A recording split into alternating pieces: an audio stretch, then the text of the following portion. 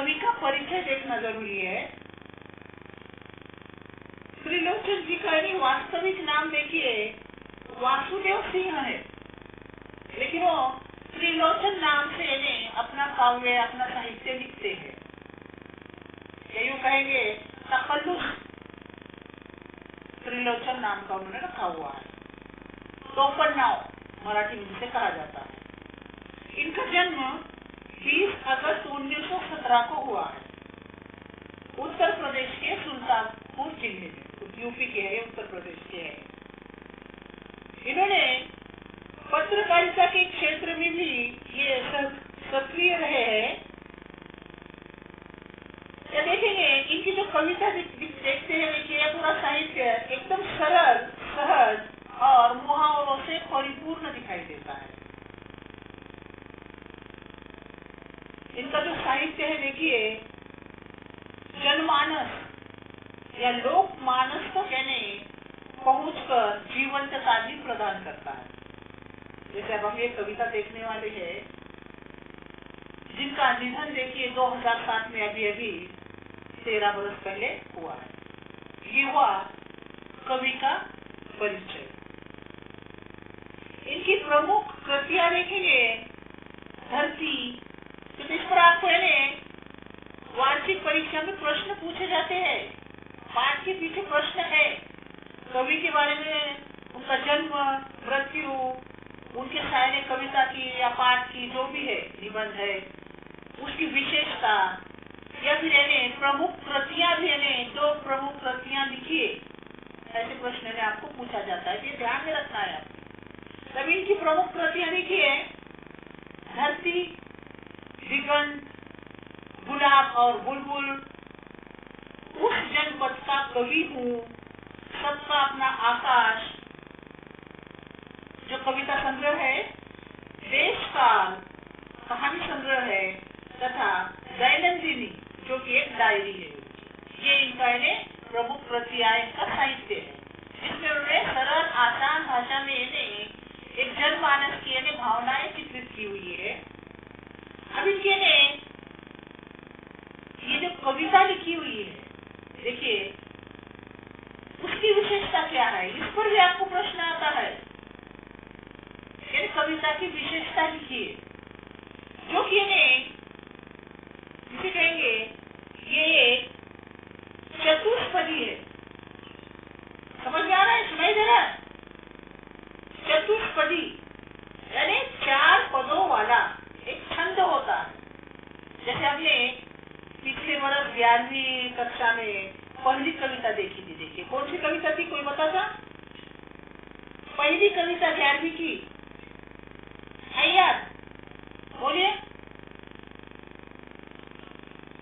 त्रिवेणी, त्रिवेणी नाम की कविता देखी थी, हमने पढ़ी थी, जिसके कवि थे त्रिपुरा जी। जो 3 पदों का 3 पंक्तियों के वो एक त्रिवेणी नाम की कविता थी। 3 पद थे, 3 छंद थे।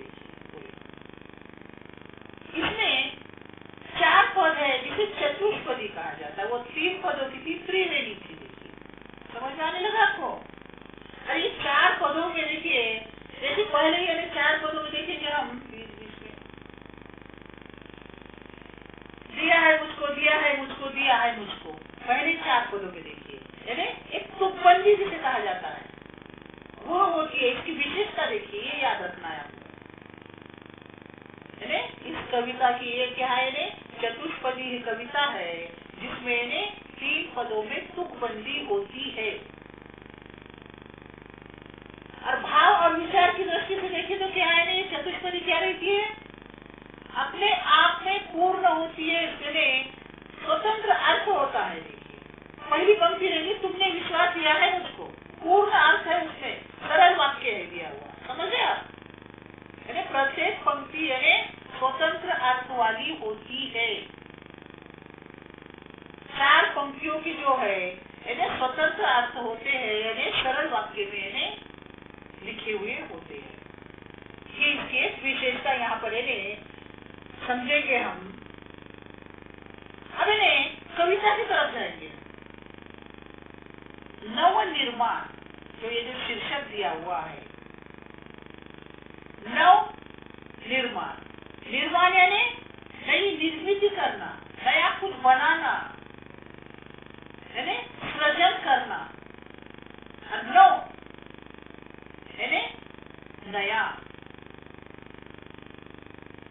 जन्म देना नए को, नया यानी कुछ अपने से, अपने क्वालिटी से बोलो, अपनी प्रतिभा से बोलो, अपने कर्मों से, अपने विचार से समाज में यानी नव निर्मित करना, नया सृजन करना। समझ में आया शिक्षक का अर्थ? नव निर्माण। अभी आप यानी विद्यार्थी है, छात्र दशा है आपकी, आप पढ़ाई करने लगे, हर एक अपने अपने क्षेत्र में यानी कार्य करेगा, तो वहाँ पर यानी अपने दिमाग से, अपनी बुद्धि से, अपने क्वालिटी से, अपने प्रतिभा से, यानी अपने आत्मिक शक्ति से नव निर्मित करने की कोशिश करना चाहिए।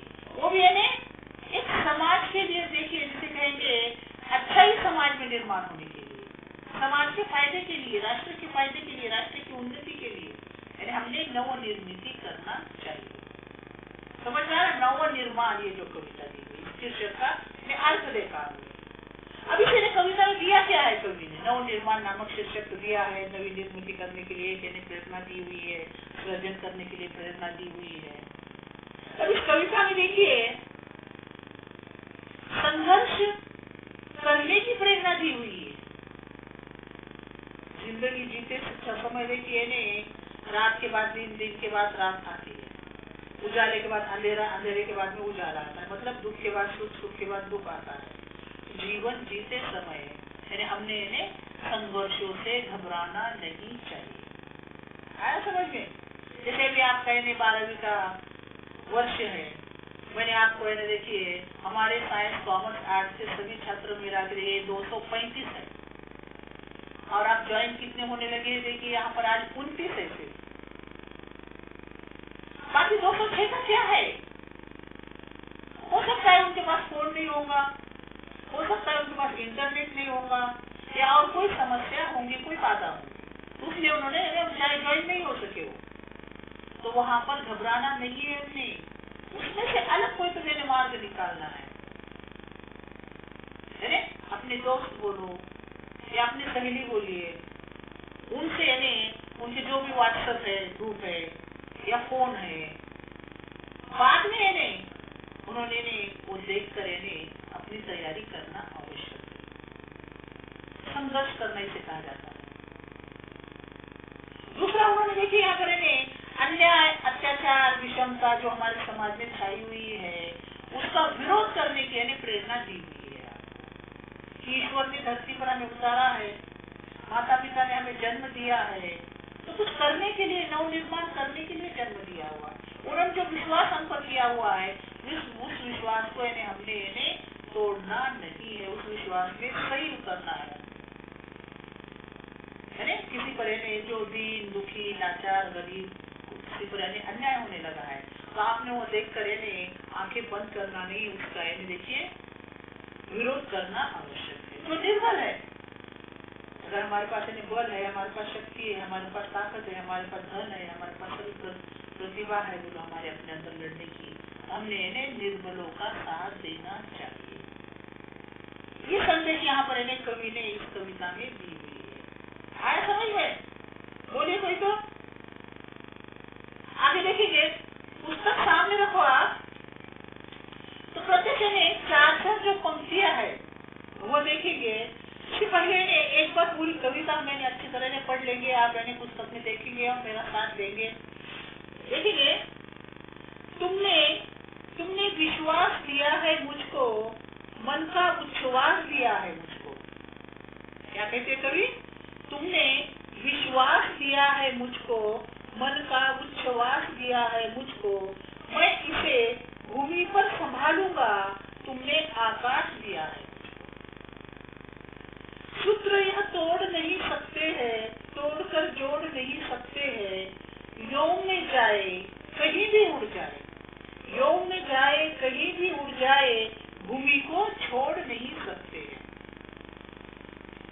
सत्य है राह में अंधेरा है, सत्य है राह में अंधेरा है, रोक देने के लिए घेरा है। देखिए ध्यान से सुनिए, सत्य है, राह में अंधेरा है, रोक देने के लिए घेरा है, काम भी और तुम करोगे क्या,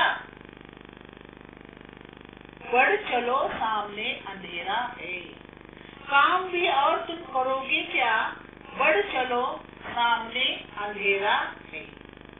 ओके, आगे देखेंगे। बल नहीं होता सताने के लिए, बल नहीं होता सताने के लिए, वह है पीड़ित को बचाने के लिए।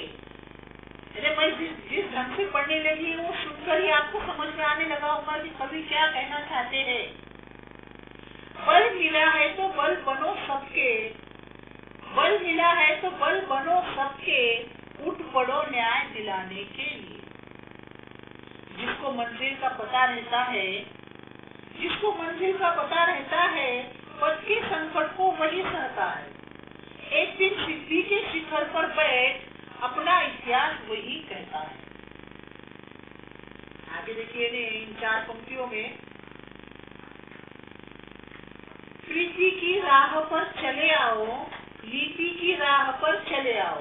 क्या कहते हैं? प्रीति की राह पर चले आओ, नीति की राह पर चले आओ, वह तुम्हारी ही नहीं, वह तुम्हारी ही नहीं सबकी है, गीति के राह पर चले आओ। साथ निकलेंगे आज नर नारी। देखिए इन 4 पंक्तियों में आज का आधुनिक विचार कवि का दिखाई देता है। साथ निकलेंगे आज नर नारी, लेंगे कांटों का ताज नर नारी, दोनों संगी है और सहचर है। ये याद रखिए आप, दोनों संगी है सहचर है, अब रचेंगे समाज नर नारी। आखिरी में कहते देखिए, वर्तमान बोला अतीत अच्छा था। ध्यान से सुनिए, वर्तमान बोला अतीत अच्छा था, प्राण के पद का मीत अच्छा था, गीत मेरा भविष्य गाएगा, गीत मेरा भविष्य गाएगा, यो अतीत का भी गीत अच्छा था। आशावादी दृष्टिकोण यहाँ पर है कवि ने आपके सामने रखा हुआ है। अरे प्रेरणा दी हुई है। अब पहले हमें ये जो चतुष्पदी है 4 पदों की, उसका अर्थ देखेंगे और बाद में उसको मैं आपको प्रश्न पूछूंगी। तो देखेंगे सामने पुस्तक रखिए, पहले 4 पंक्तियां, तुमने विश्वास दिया है मुझको, मन का उच्छ्वास दिया है मुझको, तुमने विश्वास दिया है मुझको, मन का उच्छ्वास दिया है मुझको, मैं इसे भूमि पर संभालूंगा, तुमने आकाश दिया है मुझको। क्या कहते कवि ने? तुमने विश्वास दिया है मुझको। देखिए किसी संबोधित करके तुमने यानी ईश्वर लो, या फिर अपने माता पिता कहो, या दुनिया का कोई भी रिश्ता लो, दोस्ती का लो, या फिर भाई बहन का लो, पति पत्नी का लो, विश्वास देखिए, यानी विश्वास जो है देखिए किसी का अपने जीवन में प्राप्त करना, ये बहुत महत्वपूर्ण होता है। अब ईश्वर ने भी हम पर विश्वास करके हमें धरती पर जन्म दिया हुआ है, माता पिता ने भी हम पर विश्वास करके धरती पर जन्म दिया हुआ है। आगे चलकर आप समाज में उठेंगे, बैठेंगे, दोस्ती करेंगे, किसी कार्यालय में कार्य करेंगे, सहकारी बोलिए या आपके हाथ के नीचे काम करने वाले कर्मचारी बोलिए, एक दूसरे पर सब पर विश्वास होता है और वो महत्वपूर्ण होता है। तो कभी उसी बात को संबोधित करते हुए कहते हैं कि तुमने विश्वास दिया है मुझको कि धरती पर मुझे जन्म दिया है, तो मैं क्या करूंगा मैं इसे भूमि पर संभालूंगा। तो तुमने मुझे उच्छ्वास के 2-3 मतलब होते हैं यहाँ पर। उच्छ्वास यानी दीर्घ सांस को भी कहा जाता है, जिससे हमारे मन को शांति मिलती है, या प्रोत्साहन भी कह सकते हैं उच्छ्वास के लिए, या प्रेरणा भी कह सकते हैं कि मुझ पर तुमने विश्वास करके मुझे प्रेरणा दी है और उस विश्वास को मैं कभी तोड़ूंगा नहीं, मैं इसे भूमि पर संभालूंगा। जिस मकसद से मुझे तुमने जन्म दिया हुआ है, जिस उद्देश्य से तुमने मुझे जन्म दिया हुआ है, माता पिता से कहो, ईश्वर से कहो, या फिर सारे समाज से संसार में जिसने भी आप पर विश्वास किया हुआ है उसे मैंने भूमि पर संभालूंगा, मतलब वो मकसद मैं पूरा करूंगा, वो बात मैं पूरी करूंगा। तुमने आकाश दिया है मुझको, तुमने आकाश दिया, तुमने इतना बड़ा संसार मुझे दिया हुआ है, तो मैंने उस यकीन को, उस विश्वास को कभी टूटूंगा नहीं। अपने कर्मों से, अपने कार्य से या अपनी प्रतिभा से बोलिए, आप ऊंचे उठेंगे, ऊंचे उड़ान भरेंगे। आकाश देखिए, आकाश देना मतलब है शिखर पर पहुंचने की प्रेरणा देना आपको, ईश्वर ने दी हुई है, ईश्वर ने विश्वास किया हुआ है आप पर, माता पिता ने विश्वास किया हुआ है, आपको इस धरती पर भेजा हुआ है। तो यहाँ पर कभी उस विश्वास को संभाल कर रखने की बात आपसे कहते हैं, उस विश्वास पर पूर्ण उतरने के लिए प्रेरणा देते हैं। समझ में आया? फिर से देखेंगे, तुमने विश्वास दिया है मुझको, मन का उच्छ्वास, उच्छ्वास सांस याद रखिए। देखिए यहाँ पर दीर्घ सांस भी होती है, ठंडी सांस लेना, सुकून से सांस लेना, या फिर इसका प्रोत्साहन भी होता है, इसका अर्थ और इसका अर्थ प्रेरणा भी होता है। तीनों अर्थ होते हैं। मैं इसे भूमि पर संभाल कर रखूँ, तो भूमि पर मुझे उतारा है, भूमि पर जन्म दिया हुआ है, तो मैं उसे संभाल कर रखूंगा, मतलब जिस उद्देश्य से तुमने मुझे जन्म दिया उसे मैं पूरा करूंगा। ना कि मैंने जन्म लिया, धरती पर आया और वैसे उड़कर चला गया, वैसा नहीं है। हमने जन्म लिया है, मनुष्य जन्म सबसे श्रेष्ठ जन्म माना जाता है, उसे सार्थक करना चाहिए। पुरुष का जन्म जिसे कहेंगे, स्त्री का जन्म जिसे कहेंगे, स्त्री और पुरुष आज कोई भी एक दूसरे से कम नहीं है। उन्होंने सार्थक कार्य करना आवश्यक है, इसीलिए कोई कहते मैं इसे भूमि पर संभालूंगा, तुमने आकाश दिया है, इतना बड़ा संसार दिया है, मैं तुम्हारा विश्वास कभी तोड़ूंगा नहीं। आया समझ में? बोलिए, इन चार पदों का, चतुष्पदी का अर्थ समझ में आया आपके? बोलिए कोई तो। हेलो, आवाज आने लगी? हाँ, समझ में आया? हाँ ठीक है, इस पर प्रश्न पूछूंगी मैं आगे। ओके, आगे देखिए, बोलो ना, कौन है? आवाज आने लगी? बिल्कुल आवाज नहीं। सूत्र यहाँ तोड़ नहीं सकते हैं, तोड़कर जोड़ नहीं सकते हैं, व्योम में जाए, कहीं भी उड़ जाए, भूमि को छोड़ नहीं सकते हैं। सूत्र संचलन एक होता है, देखिए वो छोड़ दो, अर्थ लेना नहीं है। सूत्र धागा, यहाँ पर क्या है, धागा लेना है, सूत्र का मतलब या नियम भी ले सकते हैं। नियम समझ में आ रहा? नियम तो कभी क्या कहते हैं, सूत्र यह तोड़ नहीं सकते, नियम यह तोड़ नहीं सकते, धागा यह तोड़ नहीं सकते, तोड़कर जोड़ नहीं सकते। देखिए, कोई धागा लो आप हाथ में और फिर तोड़ डालो, तोड़ने के बाद आप उसको गांठ बांधेंगे, लेकिन बीच में गांठ आती है, पहले जैसा धागा दिखाई देता नहीं है। उसी तरह हमारे संसार के जो रिश्ते नाते हैं, जो विश्वास है एक दूसरे का, अगर वो एक बार टूट गया तो बाद में जुड़ता नहीं है। वही बात है, देखिए, सूत्र यहाँ तोड़ नहीं सकते हैं, तोड़कर जोड़ नहीं सकते हैं। व्योम में जाए, कहीं भी उड़ जाए, भूमि को छोड़ नहीं सकते। व्योम, व्योम यानी आकाश, कहीं भी उड़ो, पूरी संसार है आपका, लेकिन आना तो धरती पर ही है।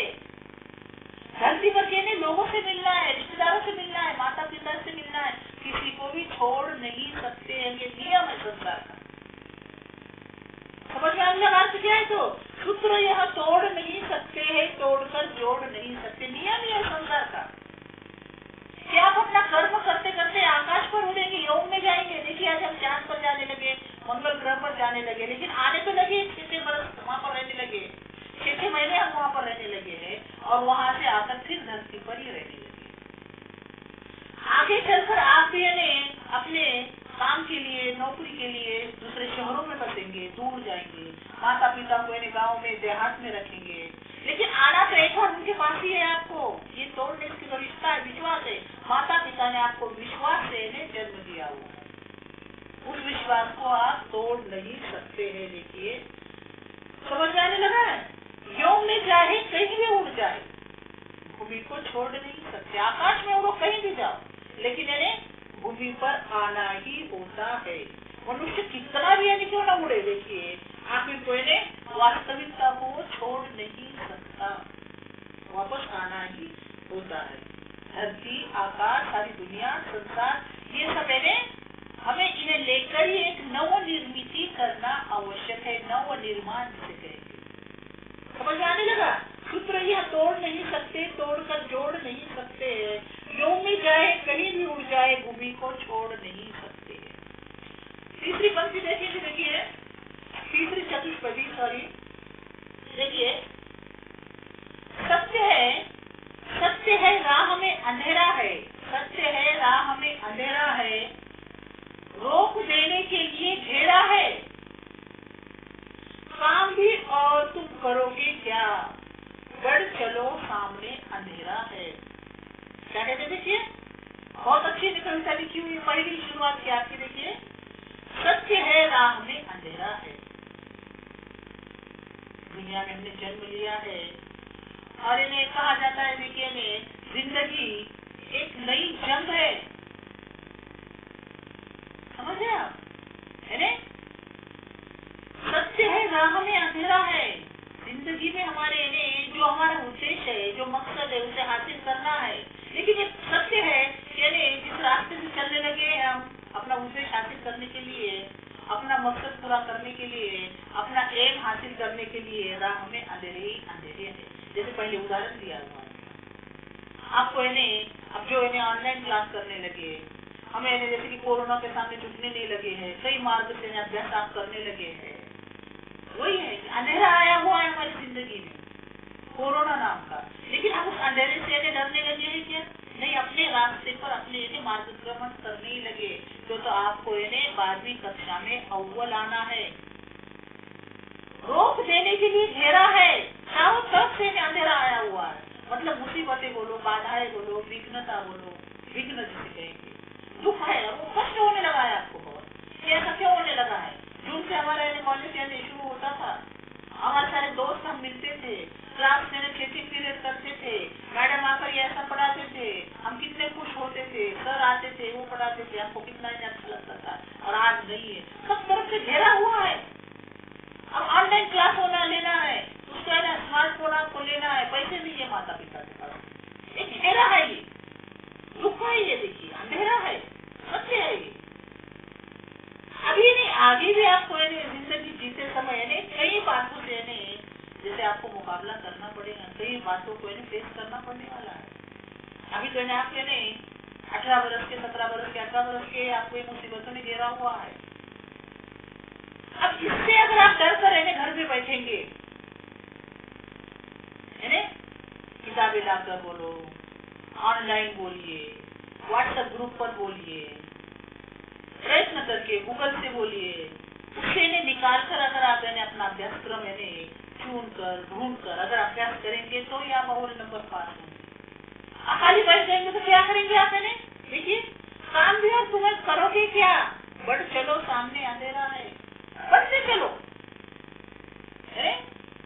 बढ़ते चलो सामने अंधेरे को उजाले में परिवर्तन करने का प्रयत्न करो। यहाँ पर एक आपको प्रेरणा दी हुई है।